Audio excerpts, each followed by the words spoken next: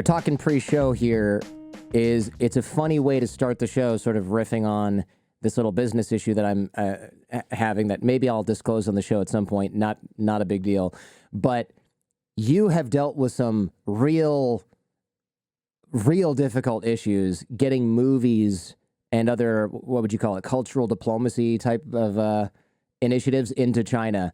But before we get to that, I'd love to hear, what's this about you in the front row of a Duran concert wearing only pajamas and like the free slippers you get at a hotel? Well, you're referring to a part of the book where, as you know, any good story has got to have sort of a Yoda figure in there, your mentor, the one that rises you above when you're at that low point in the story. Mine was a producer, larger than life personality, a guy named J.C. Spank, who unfortunately passed away roughly 5 years ago now, which is unbelievable. But he was somebody who really gave me a lot of motivation and direction throughout the journey that I tell about in the book. And one of the things that he did in when I was sort of mired in the craziness of China one day, and I just couldn't get my head out of it, is he actually kidnapped me from my wife and young kids, threw me in a Jeep and took me to a Duran concert. By the way, after I already had pajamas on and was watching, I think, Real Housewives of Beverly Hills with my wife. And there we were in the front row of the Staples Center at Duran concert, everybody looking at us like, what the heck? And I just remember Simon Le Bon looking down at the two of us, and JC always wore wacky stuff, but I had pajamas on and he was just like double taking the whole concert. It was hilarious. Yeah, like you showed up and got front row seats to this, and you just rolled in wearing non-shoes and flannel bottoms and like a old ass sweatshirt with a, I don't know what your pajamas are like, but like a armpit in the hole, or sorry, hole in the armpit sweater type thing that you're just too afraid to throw away. Slash has been worn thousands of times and is super comfortable as a result. Like, this is what you wore to the front row of my show. So, because that guy's been doing music for what, 40, 50 years now, I'm guessing. So, oh my God. He was epic too. Yeah. I mean, he's got a little more of a belly than I remember as a kid growing up in the 80s, watching those great Rio and Hungry Like the Wolf videos. But boy, his voice was great. It was a really good concert. And I did have some shoes. I had these slippers that I had from a hotel that I stayed in at one point, probably from a Chinese hotel. So I did have something on, but it was a ridiculous night. But that's what I'm saying, though. Those like hotel slippers are meant to be worn for maybe 3 or 4 days, and usually in a hotel room, not to the front row of Staples Center and getting all stuck and covered in beer or whatever else. It's just kind of a disgusting visual, which I love. Somehow that's the most Hollywood thing ever, getting kidnapped in your PJs and ending up in the front row of a Duran concert. But that's neither here nor there. When it comes to getting movies and commercials into China, it does symbolize the ups and downs a little bit of what you had to deal with, the fact that your friend had to kidnap you so that you would essentially talk you off the ledge. What I find interesting about China and movies and commercials and the approvals and things like that is I had no idea how movies and commercials all have to get approved in China, and they can be unplugged or switched off at the drop of a hat. Was it Django Unchained that they were playing it and then it got pulled like in the middle of the first showing? Tell me about that. This is so bizarre. Yeah, well, it's interesting. Hollywood is a bit of an example of all industries over there. So when you look at the China market, right, you want to get your products and services in there to sell to 1.4 billion people. It's just a massive market. And to do that, you really have to sell to two entities. The first one is the government. The government has to sign off on whatever your product or service is. And it's not as easy as just like, hey, we got the best toilet paper in the world, you should let it in. Or, hey, we got the best, movie in the world, you should let it in. The Chinese government, the Chinese Communist Party, typically looks at whatever that product and service is and says, well, what's in it for us to give you access, right? And for Hollywood, we realized what was in it for them was to actually help them build their own best-in-class, world-class domestic film industry. So in order to get our films in there, not only did we have to censor certain things and proactively censor things and create brand integrated sort of storylines and put in Chinese actors and Chinese locations, but on top of it, we had to teach them the process of actually making movies themselves. In order to sell the fish in that market, we had to teach them how to fish.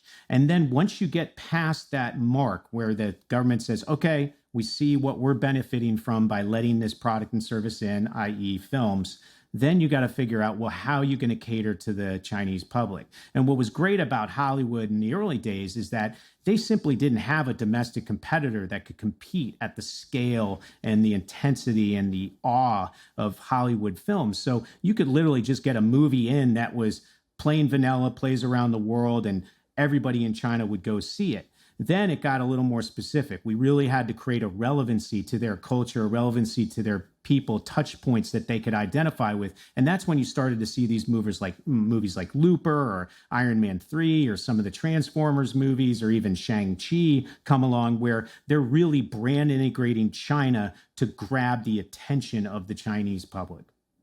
Yeah, I was going to ask about Iron Man. How do you say you have to make cultural relevancy? Okay, fine. I get it with Shang-Chi. It's funny to say it like that because if you know Chinese, it's like Shang-Chi, which is like going to eat, that's the guy's name. The whole thing doesn't make sense, but I get it. Chinese leading actor and circles around that kind of thing. So of course it's more relevant, but how do you do that with Iron Man, which doesn't exists in a parallel universe, not necessarily in the United States or something like that, just isn't a real thing. It's not, and I get, look, Shang-Chi also not real, very fantasy, but it's a friggin' robot suit, for God's sake. You know, what are you going to do? You can't, do you replace Robert Downey Jr.? That's not really going to work either. How do you make something like that relevant for China? And also, why exactly are they wanting this? You know, what is it exactly? Who cares? As an American, I'm like, oh, this takes place in Paris. I'm not thinking, I'm boycotting that movie. It doesn't take place in New York. That doesn't make sense to me. Well, two things. One is Shang-Chi, for all the brand integration and all the extra effort they put to get that movie into China. The ironic thing is it never got into China. So they created a movie specifically to make money in China, and it didn't get in there. The same was to be said for various other movies, including the remake of that LeBron James, Michael Jordan film, which, by the way, is escaping me the name of that, but that half animated, half live action movie, which never got in either. And that was specifically for China. Now, back to the Iron Man question. What did we do to create that relevancy? Well, number one is China in 2008 put a lot of effort into what industries they wanted to make best in the world. And I say 2008 because leading into the summer of 2008, the only thing that China cared about was this grand coming out party that they wanted the world to see them and view them as this economic mega, entity powerhouse that was now coming online, right? And they were going to change the world and lead the world and all that kind of stuff. And that was through what the Beijing Summer Olympics was symbolizing, right? And everything leading up to that was about the Beijing Olympics. That coming of age party had to go perfectly. So once that was done, then the standing committee, which at the time was Hu Jintao was leading it. That was the predecessor to Xi Jinping. They sat around and said, okay, what industries do we want to develop to world class, right? And technology, medicine, film, right? So if you know what they want to push as far as their world-class enterprises, the things that they want to be leaders of the world in, and you know that film is one of them, then why not tie them all together? So that's what we did in Iron Man 3, which was we wanted to have an actor play a role of somebody that was a marvel in the discipline of both medicine and technology. So the so the idea that came up was to play off of, in the first Iron Man, there was this character named Yinsen who was working to help people that were hit by missiles from Tony Stark Enterprises in that war survive. And we had a Chinese medical doctor / scientist that was working on a device that would allow Tony Stark to take what they call the RT, that thing that gives him that the power, glowing but thing, also, right?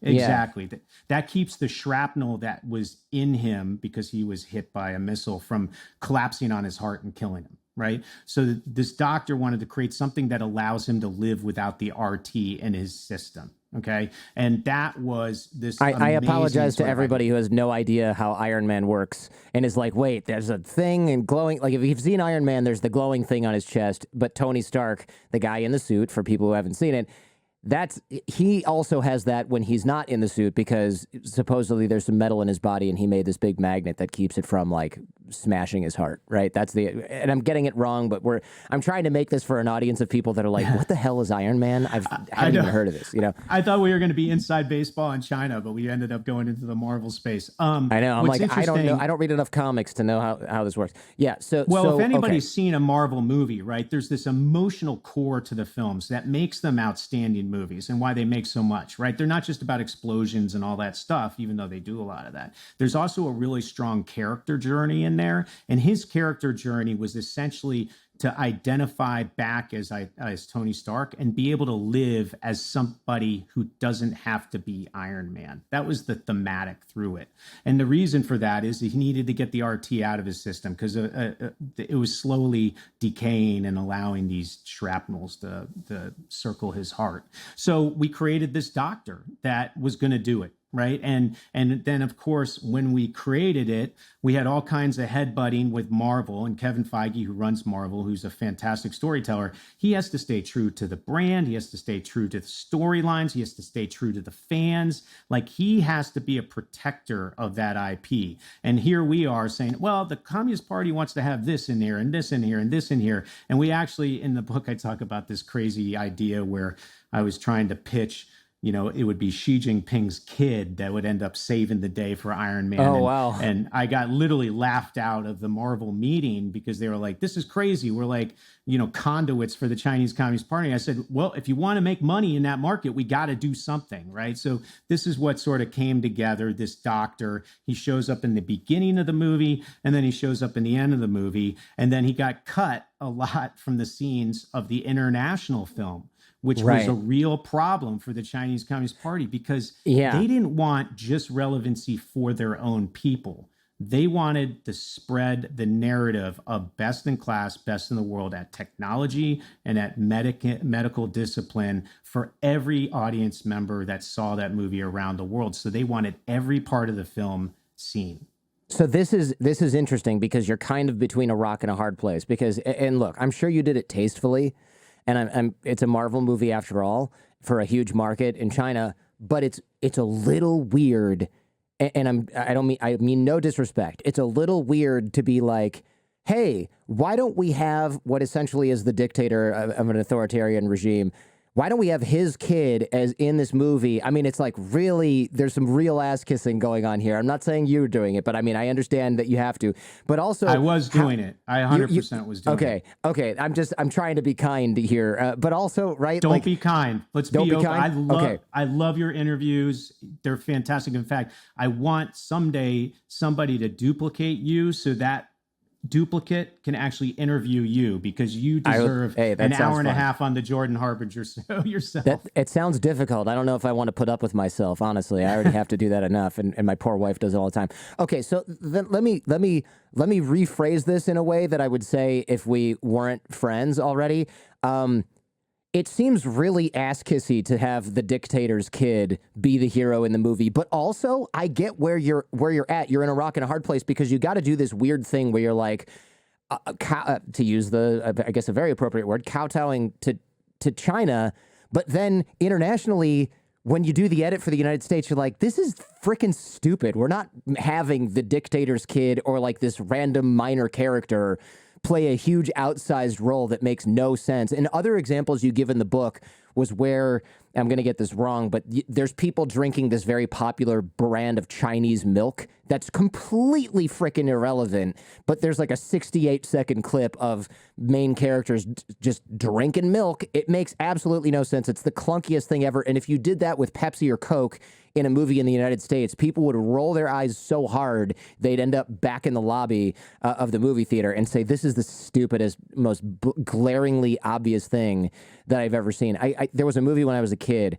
It was some alien movie, and the only thing the alien wanted to drink was Coca-Cola, and it was like they were experimenting with product placement. I can't remember the name of the movie, but it was so dumb that even as I think like a 6-year-old, I looked at my mom and I was like, why do they keep showing Coca-Cola? My mom's like, they're just trying to get you to, they want you to buy more. And it was so clunky. This sounds like that. Aren't we 40 years past the level of clunky where we have to have Vladimir Putin's favorite son be the hero of the movie. It just seems so ridiculous to me. Well, there's a lot to unpack there. And by the way, that Yili milk, it was Yili milk. And that scene, actually, the person drinking it was Fan Bingbing, who's the largest actor in probably the world, because if you look at how big she was in China at the time. But that's who did it. And yeah, 100%. It was just full out, just patronizing.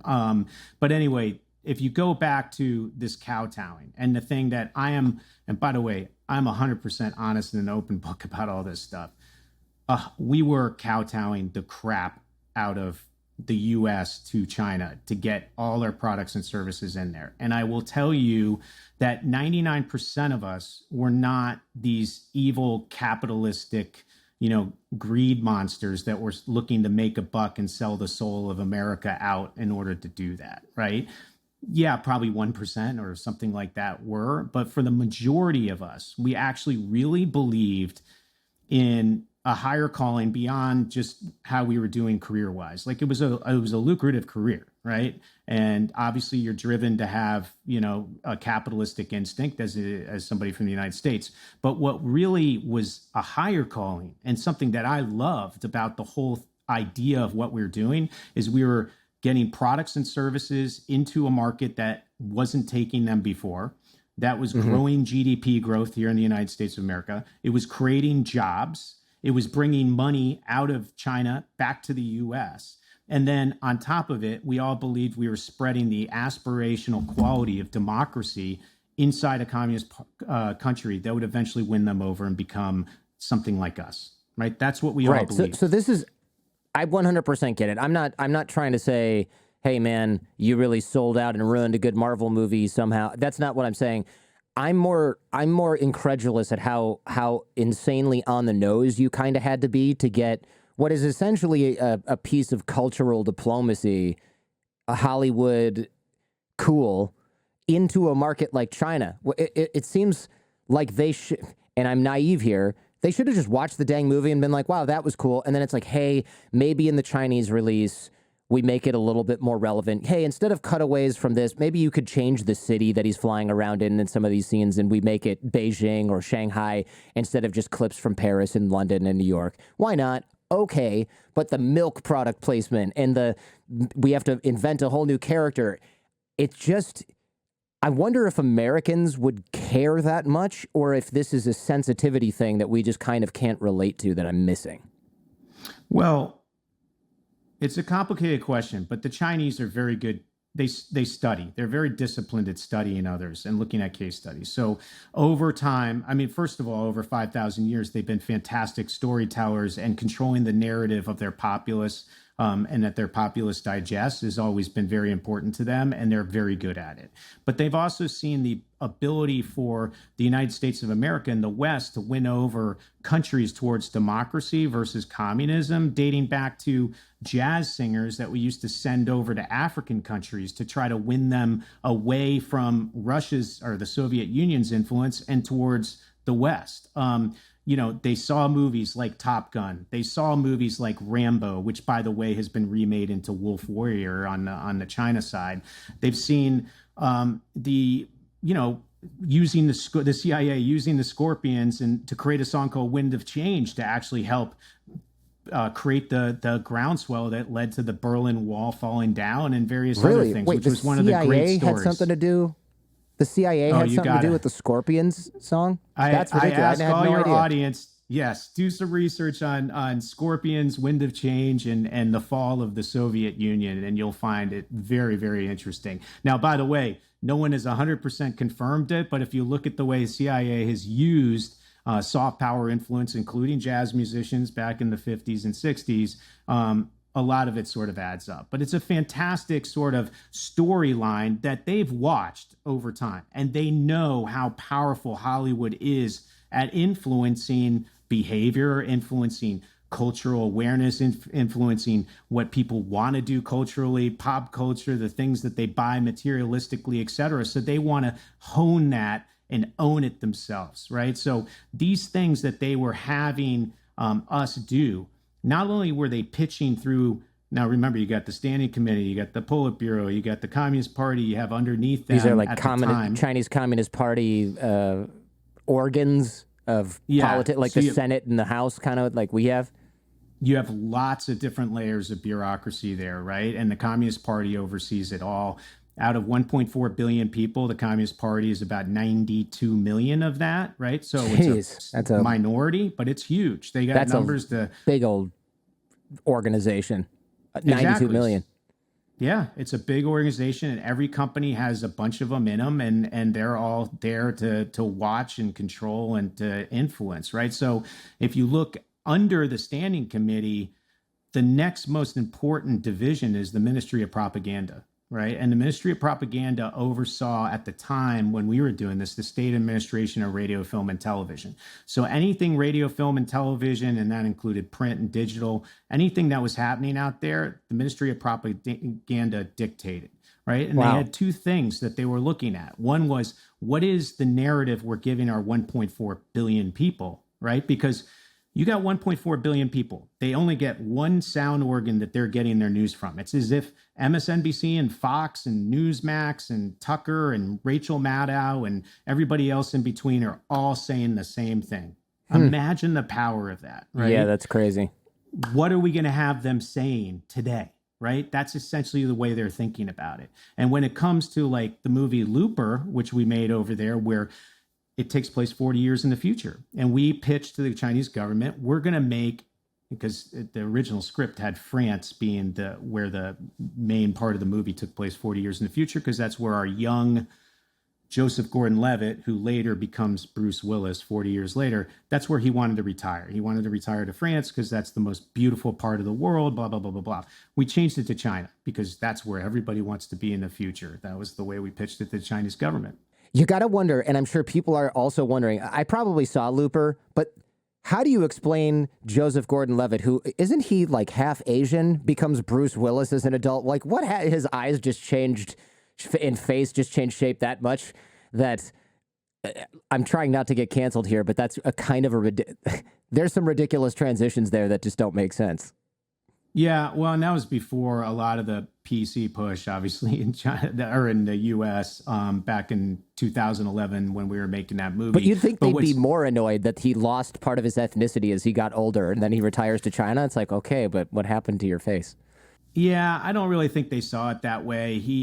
What was more important is that the Ministry of Propaganda, which was working with us to do this movie, they wanted to see how we were portraying China in the future. So we actually worked with the Shanghai municipal government and the propaganda ministry to design the skyline of what Shanghai would look like 40 years in the future. And we were looking from the side of the river, which is the Bund, where a lot of people maybe see those Art Deco buildings and stuff. We're looking across where all those big high rises are, and we were designing buildings of the future there. And in fact, in the Shanghai municipal government, our models are still there in the lobby, right? Like, they were so proud of the way we did it. And what was even weirder is they actually had plans of what these buildings were going to look like back then, for 40 years in the future, because that's just the way they think. So we did that. But what was even crazier is that in the middle of the movie, and this is just one example of the brand integration, kowtowing propaganda we were doing for the Chinese government, we actually had Jeff Daniels come back to the present day. He's talking to Joseph Gordon-Levitt, and he says, Joseph Gordon-Levitt, what do you want to do when you retire? And Joseph Gordon-Levitt says, I want to move to France. I'm learning French. And Jeff Daniels, who's from the future, who comes back to talk to him, says, why would you want to move to France? And Joseph Gordon-Levitt is like, oh, because it's beautiful and the women are great and he's whatever. And Jeff Daniels then says to him, I'm from the future. You want to move to China. And when we tested that in the U.S. to audiences, that movie, that got the biggest laugh in the film. It was like one of the great sort of comedic timing moments in a very serious, dark movie that really lit up the NRG screenings, right? Like, that's the testing that you do if you want to see if the movie's any good. So it worked here in the U.S., right? But in China, they talked about it all the time, right? The Ministry of Propaganda was talking to their 1.4 billion people through their different platforms saying, here's a movie coming out from Hollywood that talks about China. is the future. That is where the world is moving. That is where the lead character wants to live. They shot a lot of the movie here. They designed the city of the future. This is our country. Be proud, right? But then on top of it, they wanted to make sure all that was in the cut of the movie outside of China. And we had a lot of issues about, well, we wanted an extended cut for their market, but they wanted that same extended cut with all those China scenes shown around the world because they wanted the rest of the world to hear the same narrative they were telling their own people. Interesting. This reminds me a little bit, I guess this is almost the inverse of that. With the latest Top Gun movie, wasn't there some debacle about the patches on Tom Cruise's jacket because there was a Taiwan flag and China was like, hell no, you can't even come in here with that. You got to change it. What happened with that? Well, there's a couple of things. One is Paramount wanted what was really a propaganda movie for the West, but big, explosive with a big movie star to play in China because that's extra money. That's found money, right? Even though we only get a 25% share of what it makes over there, whereas the rest of the world pays us 50 cents on the dollar. Like, that's a whole other story. But they wanted to get in there. So when they saw the first cut of the film, they were like, oh, the Taiwanese flag is on there. Is that smart for us? And Tom Cruise, being Tom Cruise, is like, that's what was in there in the original movie. Like, we got to keep it, all that kind of stuff. But then one of their financiers was Tencent. And Tencent said, okay, hey, this is a problem for us. We might have to back out as far as financing is concerned. So Tencent is what, like the kind of like the Facebook, Twitter of China? Yeah, so you have the bats over there, Baidu, Alibaba, Tencent, and Sina, which are essentially the equivalent of here Google and Apple and Facebook, et cetera. So Tencent has a lot of money. They have a lot of clout. They're a huge platform in that market. They essentially said to the studio, we got to take that off. Now, the studio thinking, oh, it's just a little, like it's you barely even notice it. It's in the opening of the movie, which, by the way, is a great movie. Who's going to notice that? So they cut it. They cut it out and they put a different flag on there. Well, the problem is that a lot of people pay attention to this stuff, and a handful of people sort of throw it up on Twitter. And next thing you know, everybody's like, wait, what happened to the Taiwanese flag?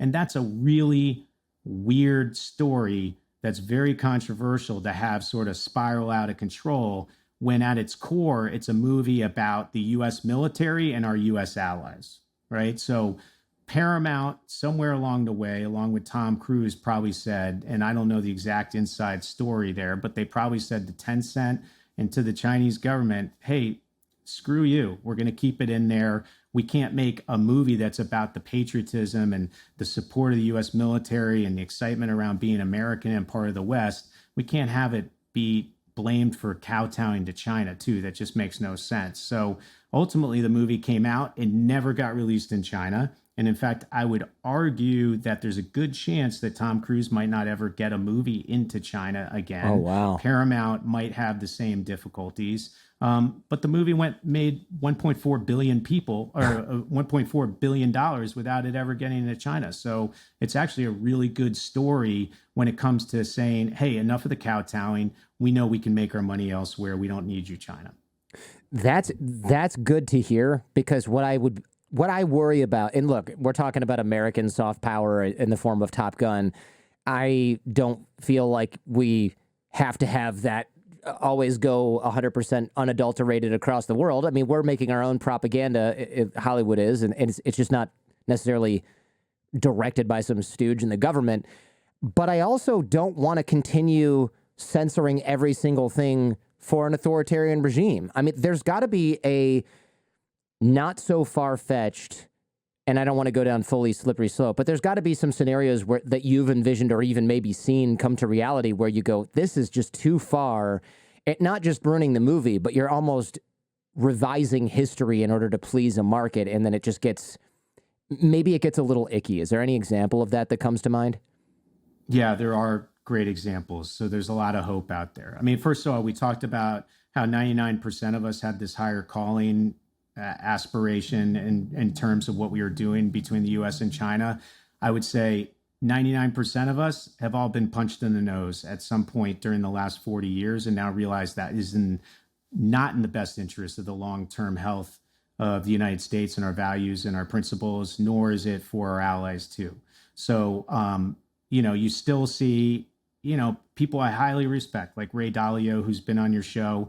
He still talks the China book, but he knows he's been punched in the nose. He's a fiduciary for a lot of investors. So he still knows that he can't just throw them all under the bus and, say what he wants to say about China, but he knows. But a lot of others have come out and talked about it. I mean, whether it's a Matt Pottinger, who was a journalist back in 2000, to Bill Bishop, one of the great Chinese experts out there, to, you see Kyle Bass talking about it. You see Scott Galloway talking about the issues, and you just had him on recently. It was a fantastic interview about the issues with TikTok and the fact we should shut that down, right? So you're starting to see people come out and say, this is wrong, we got to stop. But there's still so much money going back and forth. Now, about the hope and about those examples. Well, after Top Gun, we also saw Spider-Man, right? The latest Spider-Man movie. If you've seen it, the whole third act takes place. It's a great battle, royale that happens on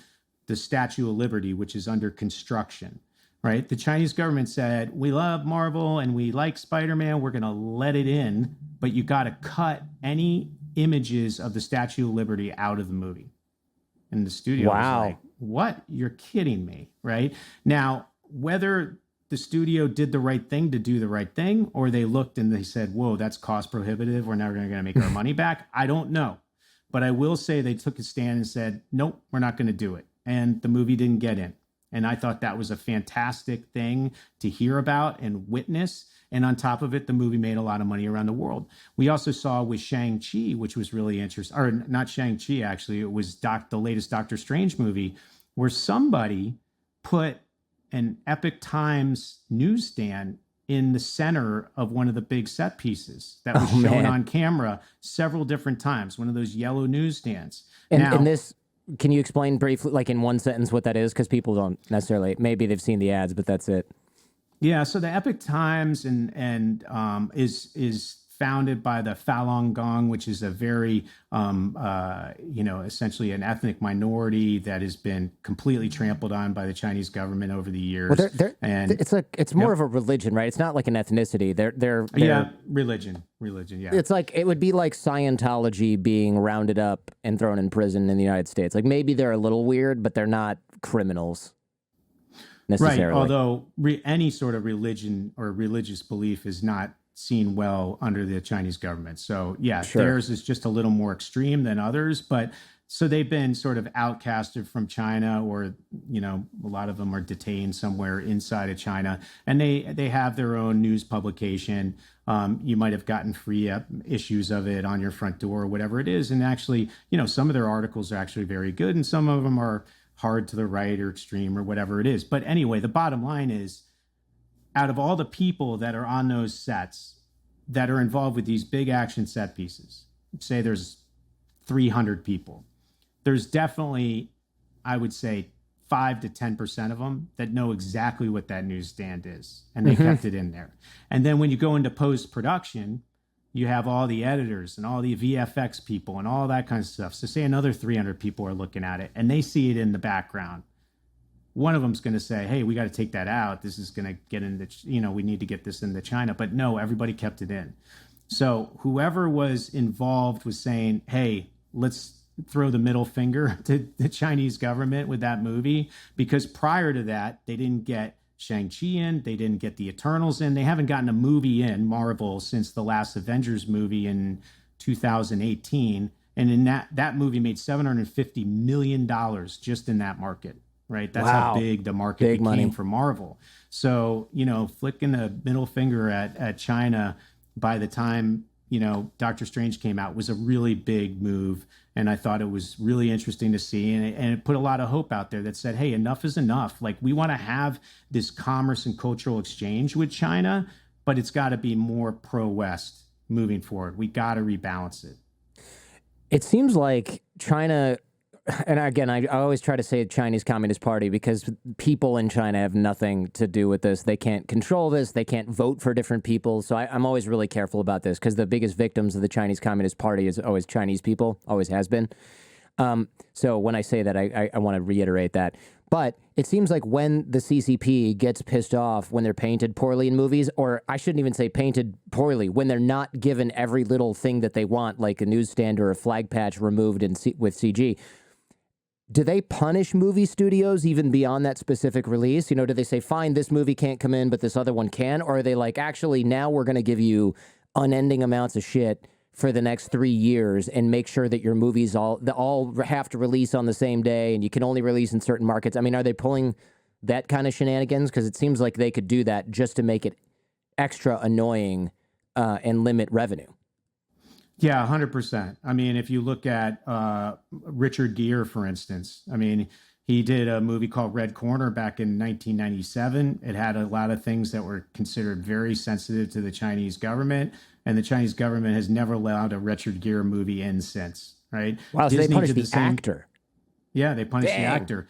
Disney had the same problem when they did the Martin Scorsese movie Kundun way back when, which was obviously about Tibet and the story there. They banned anything from Disney, including a theme park, from that market until eventually Michael Eisner, who was the CEO of the company, flew out there and said, hey, we'll never let that happen again. And we love China, et cetera, et cetera. I mean, I get it if something is distinctly anti-China or anti-communist, that's right on the nose. But to say, hey, you're not going to remove this newsstand from the scene that nobody's going to really notice, that's just extremely, the level of control. I'm bringing up this example because the level of control that they want to exert seems really, it gets to the minutia. It's not just, hey, can we change some skylines? This is, the whole thing now has to almost revolve around us being great. And by the way, better than you. So don't use any of your national symbols or any other global symbols. It has to, you're almost just making Chinese propaganda with an American flavor profile. Well, what's even worse, too, is that in the case of, say, Richard Gere or other actors or filmmakers that have done things that are considered really sensitive to China. I mean, there was a remake of Red Dawn back in, I think it was 2010, something like that, where China was the enemy. A lot of those filmmakers, people involved with that movie, have never had another project get into China because of it. Richard Gere in particular, as China started to grow in influence as far as market size. Now, keep in mind, it almost became as big a market as the U.S. Pre-COVID. Now it's obviously been sort of changed and dynamic has moved. But it was so important to the Hollywood studios that Richard Gere couldn't even get a job, right? Because studios just assumed if he was in the movie, that would automatically kill the chances of the film getting into China. And China only lets in, somewhere between, say, well, they're supposed to let in 35 now, but it's way lower than that. But they're supposed to let in a certain amount of films every year that have been negotiated since 2012. And the studios all want one of their movies to get in. This is crazy. So Richard Gere, one of the most famous men in the world, or at least in Hollywood, the Hollywood sense, can't get a job because that might make somebody in China not want that particular movie, which may not even be slated to go out in China. It might upset them, or it might upset the Chinese Communist Party, which won't let another movie from that same studio that hired Richard. I mean, talk about just being radioactive overnight. Unbelievable. They have a massive ability to remember things, including things that were said, say, 8 years ago, right? Like Chloe Zhao was the director of The Eternals. There were issues around the Mulan controversy with Disney that involved thanking Xinjiang province officials at the end of that movie. It became a big geopolitical firestorm. The Chinese government got really upset about it, started to take it out on the Marvel movies.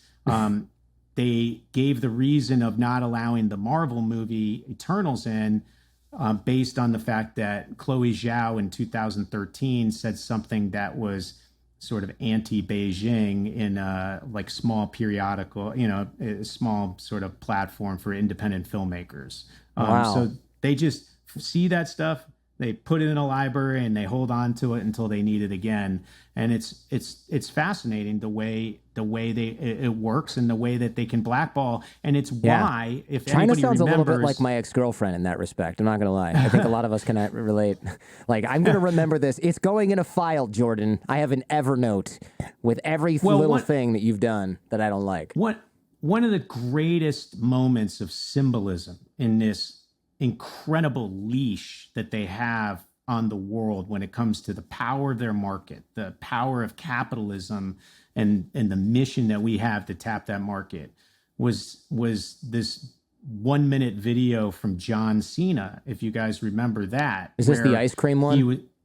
It was before the ice cream one. Okay.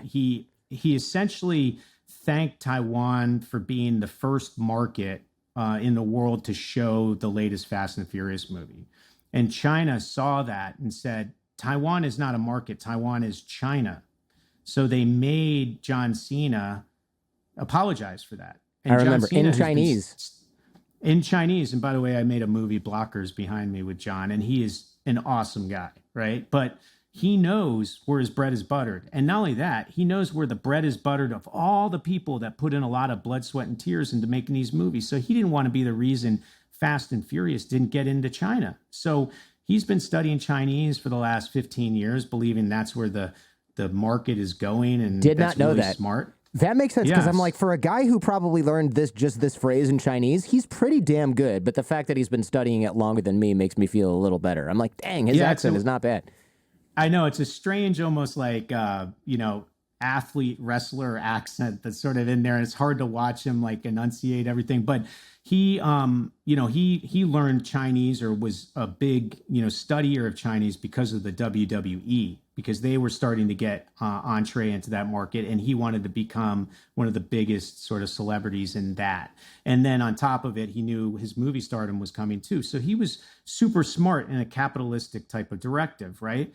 But when this all happened, what did he go do? He did what he felt like was in his best interest. He made a video specifically for the Chinese government to essentially apologize to the Chinese people.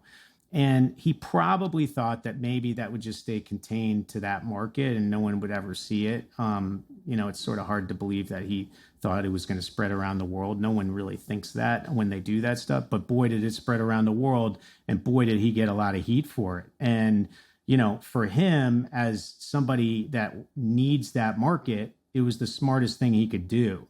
But he probably turned off a lot of his fan base in the West. And what I'll say, add to that, the opposite, and you ask about hope and you ask about standing up for things, right? And once again, like, I've been in John Cena's shoes, so I'm not going to pile on what he did there and say, oh, you evildoer, or whatever it is. I mean, I know where it was coming from. But in a hope kind of way, the WTA, the World's Tennis Organization, the World's Tennis Association, the Women's Tennis Association, an entity that I never really thought of much. I'm not a big tennis player. I'll play every once in a while, but I'm not a big tennis player. They had this disappearance, or it was a disappearance of Peng Shuai, the Chinese professional player. And she had played on the tour for a long time and created a lot of allies and friends from around the world. And she came out and said one of the former standing members of the Communist Party had harassed her sexually over the years, and she came out with this, essentially public diatribe about how terrible this was and how hard it's been on her and all that kind of stuff. And moments after that came out, it did circulate, right? But then she disappeared, right? This is not something that you're allowed to do in China. And when she disappeared, all the players were concerned about her. Where is she? What's going on? The press started to wonder too. Various players started to say, I'm never going to go play in China until I know what happened to her, all that kind of stuff. And then more and more pressure grew on the Women's Tennis Association, to the point where they said, you know what? We are not playing events in that market until Peng Shuai, we know, is safe and sound and is going to be protected from any sort of penalty or punishment for what she did, which was right, especially considering the Me Too movement that's been going on, right? Right. So what's interesting is WTA got blackballed immediately from that market, as did a lot of the players that came out in support. But what was really cool is that the WTA, essentially, I call it the Muhammad Ali effect, right? They took a stand, and they took a stand on the side of right. What was right? What was something that we're proud of? The principles and values and morals that we hold dearly, they took a stand on, right? And on top of it, a lot of us who never even thought of the WTA suddenly became cognizant of the WTA. So this organization that was just about women's tennis, that was sort of niche and only the people in it understood it and cared about it, suddenly became a lot bigger than it ever had been before. And it was because they did the right thing. And what was awesome is that we started to see new events take the place of the ones in China. We started to see new partners take the place of the sponsors that they had in China. We started to see capitalism reward doing the right thing. And that gives me great hope that we can continue moving forward that kind of model. Hey, if you like what you're hearing and seeing, check out the Jordan Harbinger Show podcast feed. There's a lot more just like this. You can find the Jordan Harbinger Show in Apple Podcasts, Spotify, or wherever you get your podcasts. Now, back to the show. The Peng Shuai thing, I have to say, was super, super creepy. So she posted this tweet, essentially, not really a tweet, but something similar that said she was harassed or assaulted by this standing committee member. All her accounts get sort of suspended.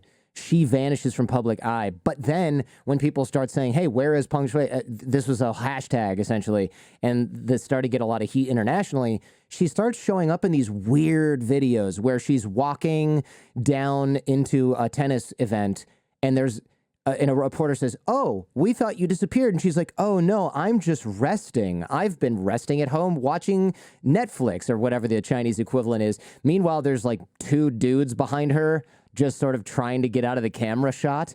And she's, oh, no, there's nothing wrong at all. And then she posts some photos of her just relaxing at home with something that was, the caption was something like just relaxing at home. And all these netizens, right, they're going, hey, this is like 6 years old photo. You don't even look like this anymore. You have a different haircut. This dog you're holding is older now, or is it you don't have it any? What are you talking about relaxing at home? This is clearly not a recent photo.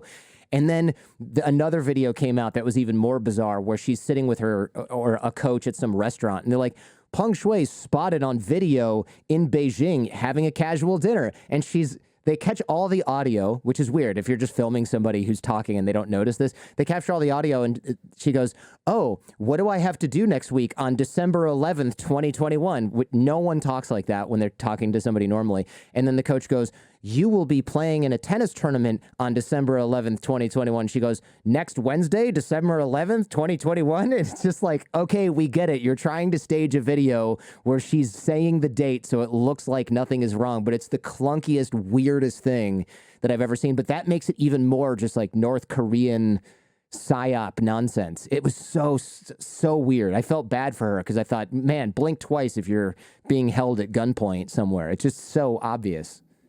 Yeah, and what was even crazier is they used her a bunch around the Beijing Winter Olympics to try to rally support for athletes to get over there. See, everything is good. I'm Peng Shuai. Here I am. And it was just, there was a lot of creepiness around all of it. What about commercials? Does this happen with commercials, or is it mostly movies? I assume they just make different Nike commercials for China. But do you know anything about, okay, this has to have all these different elements? I guess what I'm asking you is, China used to beg stars to go to China. Now it's expected you have to go to China because of the market size, or maybe you even prioritize China. What's really wrong with this? This is just market power, right? But there's another angle here it's not just that. Yeah, well, before the takeover of Hong Kong and COVID, we had lots of athletes, lots of celebrities, all these people heading over there to essentially, kiss the ring and do the tours and build their awareness in that market. We haven't seen any of that since. So it's really hard to predict what kind of status we get back to once zero COVID policy is gone, because what we witnessed with the latest party Congress and, just 2 weeks ago is that it looks like China's moving even more inwardly, and we might see a lot of that kind of stuff frozen out, which I think there's a lot of pluses too for us, mainly because it seemed like the only way we were going to stop this kowtowing is if it was forced upon us by China. So, but if you look at I talk about it in my book. LeBron James, we used to work with Nike. In fact, we got into business with Nike in China back in 04, 05, because the company that was working with LeBron in China before created these series of commercials where LeBron James was playing basketball, and the basketball in the commercial was sort of set up almost like a battle. And the battle he was fighting in this sort of basketball world was against dragons, and he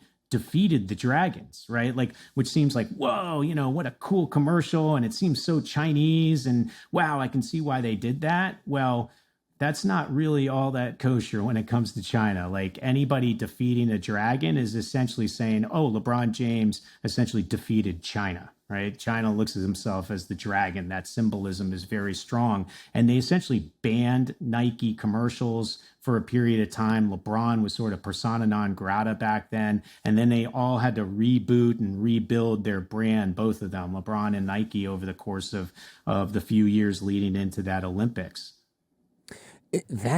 Man, you really have to make these things all in concert with Chinese authorities if you want it to slide by. I know early in the show, at the top of the show, I asked about Django Unchained, and I said, let's talk about that, and I think we didn't quite make it back to that. That was an example of a movie just getting absolutely stomped on, maybe kind of like this LeBron James commercial. Can you tell us about that? I'll ask again because I think we dropped the ball. Well, one of the things that I learned, and by the way, this is the way I talk about China, and it's fantastic the way you do interviews too, because it's like, I know we got a little inside baseball with Marvel, but the goal is just to try to get people to understand some of these things that are a little confusing or a little distant, because in their daily lives, they don't really deal with it themselves, right? So the way, when I talk about China, I think it's really important to sort of say, hey, look, the government's there. They have 1.4 billion people, very hard to keep control of them, as we see with just a country of 330 million. Mm-hmm. We have our own issues here. And they have food scarcity, they have water scarcity, they have commodity scarcity, and energy scarcity. So they're doing everything they can to control tinderboxes from lighting on fire and becoming another Tiananmen Square like we had in 1989. Now, of course, all of us in the West are sort of maybe secretly rooting for something like that. That's not what they want, right? So if you look at Django Unchained, right, it shows the way the system of government is set up over there, right? Like, here, the government is plain as vanilla. The government works for the people. In China, the people work for the government, right? Like, that's sort of the way it's looked at. And it's a bottom-up type of layering, so that everybody underneath somebody else has to report up, right? And that's how the chain of command works. So that person at the lowest level that you're dealing with, that is sort of in charge of the cog in the machine, that is whatever your product and service is for in the situation of films, that was called China Film Group. And China Film Group then reported to SARFT, which reported to the Ministry of Propaganda, which reported to the Politburo, which reported to the Standing Committee, right? So in order to get anything done, you had to make it really easy for them to report up the food chain why they approve something, because that next layer would then approve it based on that really simple byline, right? So with Looper, for instance, we said, here's a futuristic movie that is going to essentially display China as the place where the weight of the world is moving 40 years in the future. Okay, great. That makes a lot of sense. I can pass it up the food chain, right? Iron Man 3, why should we let it in? Well, because Iron Man 3 is going to display the prowess of China and what they've built to become a world-class provider of medical services and technology, et cetera, et cetera. Okay, that makes sense. Move it up. Django Unchained, apparently the story was the people involved with trying to get that movie cleared happened to know that there were a handful of Quentin Tarantino fans at China Film Group. They actually waited for a holiday period where a lot of people, they have these big national holidays, are off on vacation. So they actually went to those fans and they showed the movie and said, here's Quentin Tarantino, you're a big fan, let's get it approved and get it in theaters. And of course, those members of the bureaucracy were like, whoa, this is great, you're paying attention to me, and it's Quentin, is he gonna come over, can I talk to him on the phone, whatever it is, and they approve it, right? Cut to a few weeks later, it's in theaters. It's got a big line out the door. There's a Politburo member driving down the street in his chauffeur-driven car. He looks at the movie theater and he goes, what's that line of people out there for? And the driver's like, talks to somebody on the street and they say, oh, it's for this movie Django Unchained. And he goes, well, what's that about? And the guy tries to explain what it's about. And the Politburo member's like, why did we approve that? That makes no sense. Like, what's the, because they don't like a lot of violence and a lot of stuff that simply doesn't help them, right? So he calls down the chain of command and said, why did it get in? And of course, by the time it got to the ones that approved it, they're like, because it's Quentin Tarantino. Well, what's in it for us? What's in it for China? Why? It's a violent movie. Like, I don't get it. And the guy didn't have an explanation. So literally, after that call was over, a call went out to every movie theater in the country the opening night of that film, and every screen went black. Wow. Every screen. Boom. Just like that. That is crazy. That is really something. I mean, I don't know whether to be impressed or horrified. I'm a little bit of both. That is really something straight out of 1984, but just highly efficient, unbelievable. I mean, North Korea wishes they could do something like that. They have no ability to do this. Their censorship is absolute, but it's mostly sort of hodgepodge, I guess you would say. This is really something where it almost seems like one person can make a call and it absolutely sent a torpedo through the hull of a multi-million-dollar initiative that took years to complete just in that market. Well, and also imagine if you're in charge of propaganda and whatever you're allowing in from the West influences somebody in your population to do something based on something you approved, right? Propaganda is immediate. It's not like being an official and giving your, cousin the contract to build a school that collapses 30 years from now, and kills a bunch of kids, right? A terrible tragedy, but you'll be gone, they'll be gone, it doesn't matter, right? Propaganda is immediate, right? You approve it, that thing's in theaters 3 weeks later. If something happens, it causes unrest, it causes, like Crazy Rich Asians, which didn't even play in China, right? If that suddenly did play, you approved it, and now everybody's going out on spending sprees and layering on debt upon debt, and suddenly kids are going bankrupt and, parents are going bankrupt, and it causes all these sparks to turn into fires. It's your head that gets cut off. So they're very, very careful. They think about it. They probably overthink about it. Like, how is this going to influence anybody that sees this propaganda that is coming from the West? Because Hollywood is simply a propaganda machine from the West. So they look at it like that, and they're always looking at it like saying, no, we're not going to approve it until you can prove to them that it has enough things that is good for them and their directive to hold power to let it in. Wow. Really, that's really something. It reminds me to ask you, I know you spent a ton of time in China. Have you ever tried to watch, say, CNN or other American news channels in China? Even in a fancy hotel, it's very odd because you can tell that they're doing something to some of the broadcasts. And I used to think, oh, this is just they're editing out commercials because it's a US feed and there's a licensing. But you'll see something that is definitely not just a commercial cut. And you're thinking, did they just black out a story that they didn't like from the feed? Do you know what's going on there? Is this ringing any bells for you at all? Yeah, it rings a lot of bells. I mean, well, first of all, you can't, if you're a Chinese citizen, you can't get those channels, right? You can't, right. It's illegal to have a satellite dish to pick them up, right? So I didn't know that.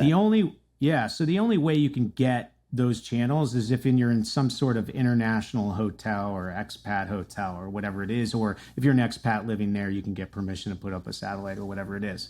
So you'll see those, you'll see CNN International, right? And what's really interesting is that they think about every news story and try to figure out exactly what that news story can do as far as influence to their 1.4 billion people. Now, in the event of when we were shooting our scenes in Beijing for Iron Man 3, it happened during the exact same time of the Sandy Hook massacre, which was just, I mean, to be in the U.S. and to see that news must have been one thing. I can tell you being in China was a whole other thing, because China allowed not only all the stories around something that's super taboo in China, right? Like killing kids. I mean, kids are very protected over there. The idea of handguns or any sort of guns is very protected. schools like super, super secure. Like it seems like a lot of stuff they wouldn't want people to see, but no, all those programs were covered. Every segment was on all the international channels that had not gotten blacked out at all. And then on top of it, all the news for the Chinese populace was literally 24/7 coverage of it. And on top of it, the narrative was United States, it's like a gun capital of the world. It's like the cowboy, sort of mentality. Be careful ever going there. It's too dangerous. We don't have that problem here in China. Thank God for our system. Thank God for our government. We don't have this kind of problem. Like that was the constant propaganda narrative that came around that particular scene. Then there's other ones where, you'll be watching CNN in your hotel room and something comes up about, Antony Blinken is like saying China should not invade Taiwan. Taiwan is not part of China, right? Suddenly your screen goes black and it's just, it's a weird black. It's not like fuzz. It's not like something you would witness like when your TV sort of goes out. It just goes black as if the TV exploded inside and it's not working. And then weird. Just as you're coming over to like, unplug it and see if what's wrong with it, then it pops back on and there's some other story about, and the flowers of Chengdu are blooming. It's spring, like very strange how that works. And it's all on delay. And you have one thing about China is there's lots of people. So you have lots of people watching all this stuff inside the Ministry of Propaganda. We have lots of people watching our social media. We call them the 50 Cent bots, right? Which are constantly influencing. Mm-hmm. The people who comment weird stuff on anything and turn it around to make China great and or the U.S. bad or the West bad. All happens on every post related to China. Well, and it's interesting, too, because Brendan Carr, the head of our FCC, is actually in Taiwan today, but he's very anti-TikTok. And he was on CNBC this morning talking about the dangers of TikTok and the amount of data that we cannot keep from getting back to China, right? Like the servers are shared, all the different technology, all that kind of stuff. He's super worried about all that big data going back to China, being harvested by AI technology that may not exist today, but it will exist 2 years from now, and how that's going to be used against us, right? And I'm 100% with him. I think TikTok is got to get banned. India did it. Why can't we? But the second thing that he didn't bring up, and I actually tweeted about it and he retweeted it, is that it's a two-way street, right? One thing that China's doing is they're using TikTok to suddenly, very subtly, step on the gas on certain things that are getting spread around, little things. It's super subtle, things that create dissension between the tribes that we have today, anything that can conflate and make something go from spark to fire, they're out there doing. And they're really, really good at it. They're great at curbing it. They're great at changing narrative when something's going awry. And in fact, in my book, I talk about in 2000, I think it was 12, they had actually Uyghur minority, people were involved with this bus that ran over a bunch of people in the middle of Tiananmen Square. A lot of people died. There were these train station stabbings, a bunch of other things that were these little sparks that were creating unrest. And China, rather than throwing gasoline on it, which they would do here in the U.S. They'd say terrorist attack, look what happened. And then there'd be debate. They're Uyghurs, they're oppressed. Well, whatever. They're still killing civilians. They just clamped it down. I assume nobody ever heard about it over there. No, what they did was because that unrest with the ethnic minorities was starting to spread to others, because it was the market wasn't great at the time. The stocks had just dove. Like there was a lot of little things they were worried about.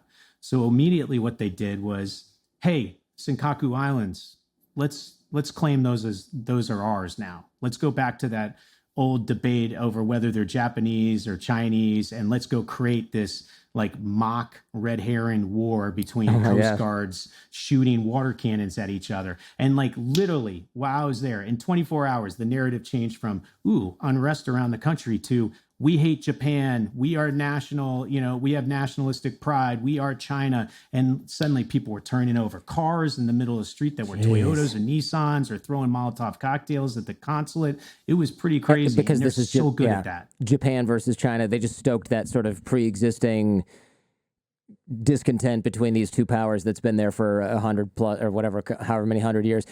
Yeah, that reminds me of the not so, or possibly not so ridiculous conspiracy theory that, do you remember when, well, how could you forget, when Bill Clinton got a BJ from Monica Lewinsky and then suddenly NATO was bombing Serbia and Kosovo? So, and Serbians are like, dude, your president gets a beej from some intern, ... we're getting missiles. This is not a coincidence. And if I used to roll my eyes, but I mean, they're possibly not completely off base here. It seems like the same thing. Look, we all use narrative to spin certain things. You do it with your, I have 15-year-old kids, you'll see as yours get older, you got to come up with like reasons to get them to do something, and you're creating a little bit of spin. And that's just like something that happens in a daily household, right? But if you look at the way CEOs talk on CNBC, or how Biden or Lindsey Graham will spin whatever they're trying to get done in Washington, D.C., or, various other influential people out there, there's always some sort of spin and narrative that they're trying to get others to keep relaying to others to create support and a groundswell.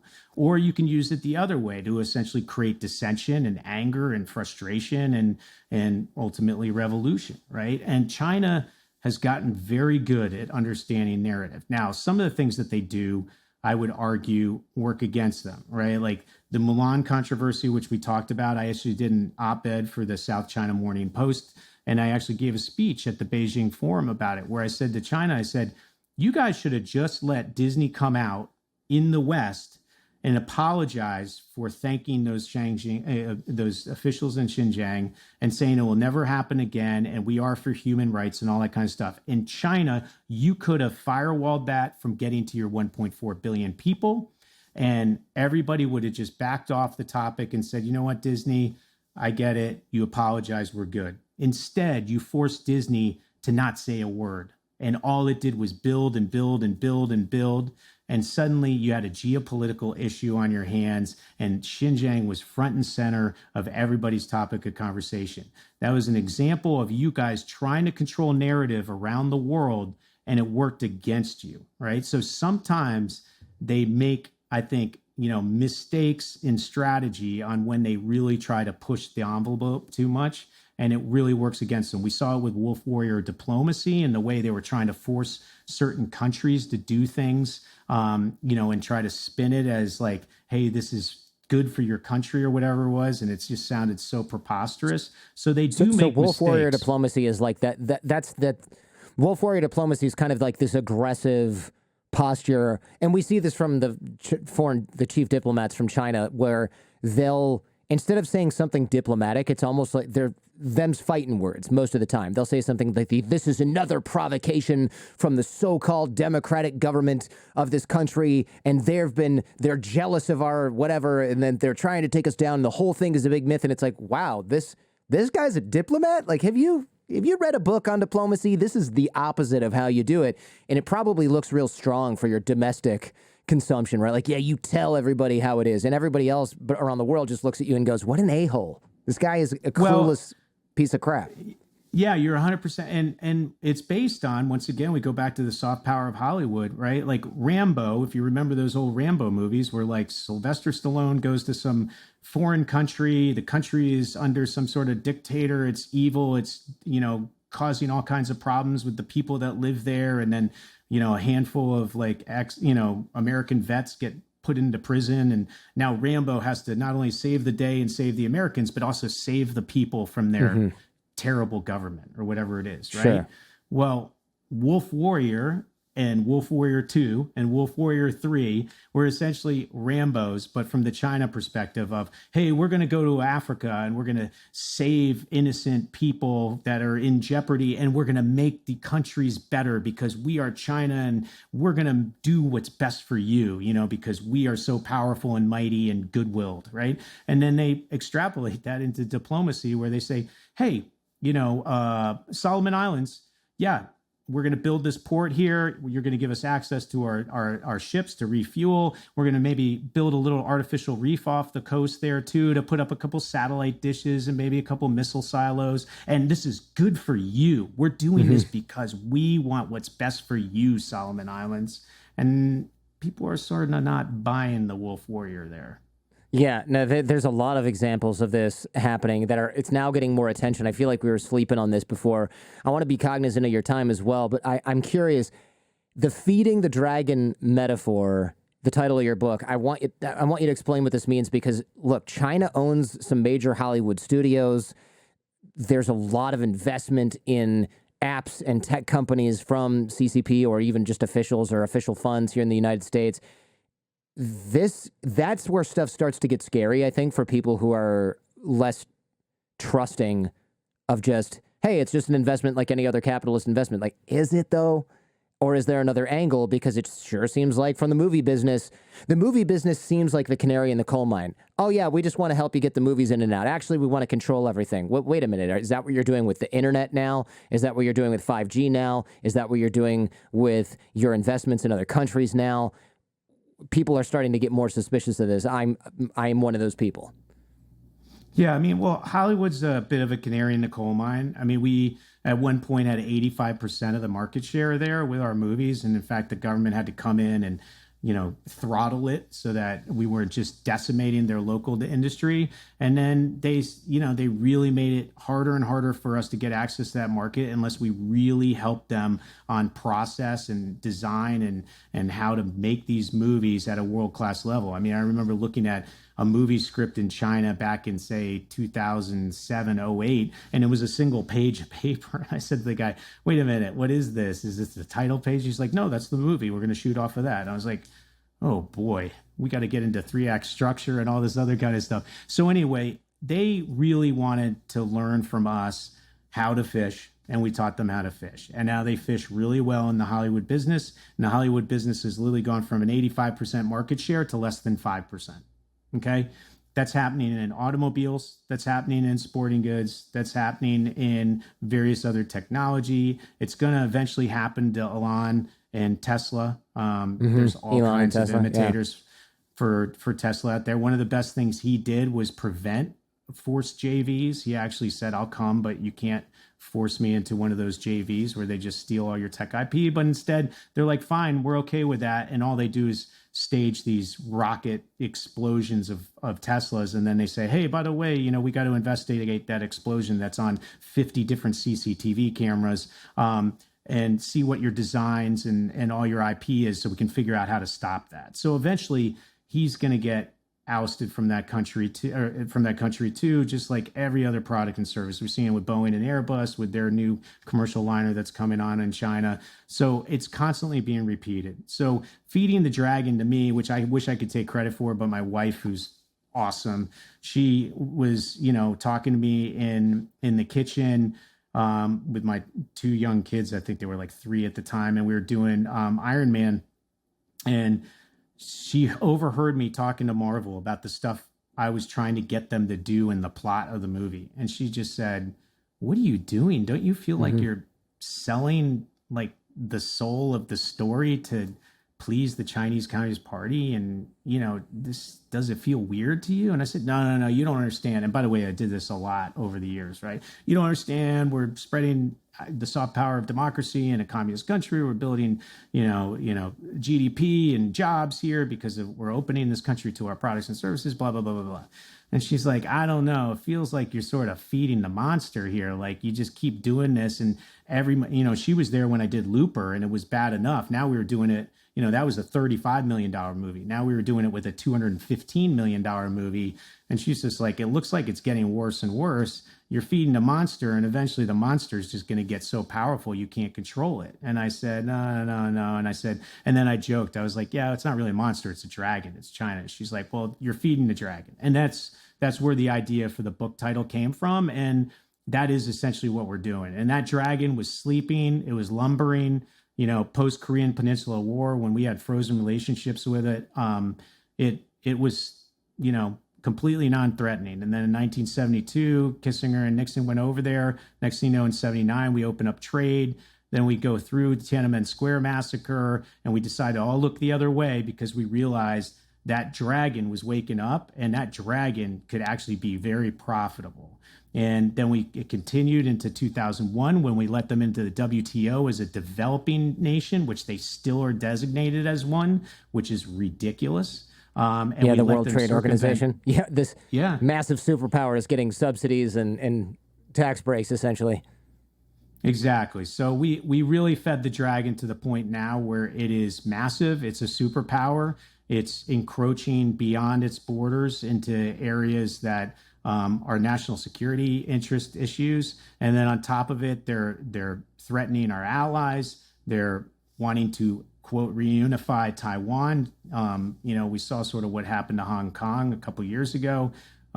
It's all starting to rear its head. And we need to get really smart with how we're going to rebalance this relationship with China. We do not want war with China. We do not want a traditional Cold War with China. I know there's a lot of experts out there that will say that we're in some sort of unrestricted warfare via cyber and financial and propaganda, et cetera. And I'll agree, we're in battles right now in a lot of that stuff. And we need to get smart. And like I say on my Twitter handle, I think that, and I see it with my son playing lacrosse or soccer, we have a rival that has gotten almost as good as us, and that should help us rise higher. I know we've gotten really tribalist here in this country, but I think we need to raise the bar of where we are as a tribe. We're not Democrat versus Republican, red versus blue, or races versus each other here in the U.S. We need to say, you know what, we're the tribe of the United States of America. We're the tribe of the West, and we need to put that tribal energy behind taking a strong stand against China and its encroachment and coming up with smart strategies and smart policy to move forward in a way that allows us to coexist with the other superpower without getting into some sort of conflict. Yeah, General Spalding was on the show and mentioned this unrestricted warfare. That episode, I don't remember the number off the top of my head, but it should be in the feed. Well, Spalding was great on the show. So anyway, but I have a lot of hope. I do think that, China's challenge is going to help unite this country. We need to unite as a country. This is something that's near and dear to my heart. You and I would not have families and amazing occupations and lives without, what makes the foundation of this country great. And I do think we can come together, especially when we have challenges around the world that will require us to do that. And I just want to put that hope out there for your audience that there's a lot of people like myself. I'm just one of those cogs in the wheel that are out there trying to, rally that without trying to create, flames that you just aren't going anywhere constructively. Like, we need to be constructive and diligent about this, and we can do it. Chris Fenton, thank you so much. Really appreciate your expertise and your time today. Thanks for having me, Jordan. Really appreciate it. Thanks for checking out this entire episode of The Jordan Harbinger Show. If you're interested in exploring this topic further, check out the Jordan Harbinger Show podcast feed. There, we dive even deeper on this and many other topics. In the audio podcast, I also close open loops, cover things discussed off camera, off air, and give some parting lessons from our guest. You can find The Jordan Harbinger Show in Apple Podcasts, Spotify, any podcast app, or at jordanharbinger.com. And also, if you found this episode useful, please share it with those you care about. Last but not least, like, comment, and subscribe.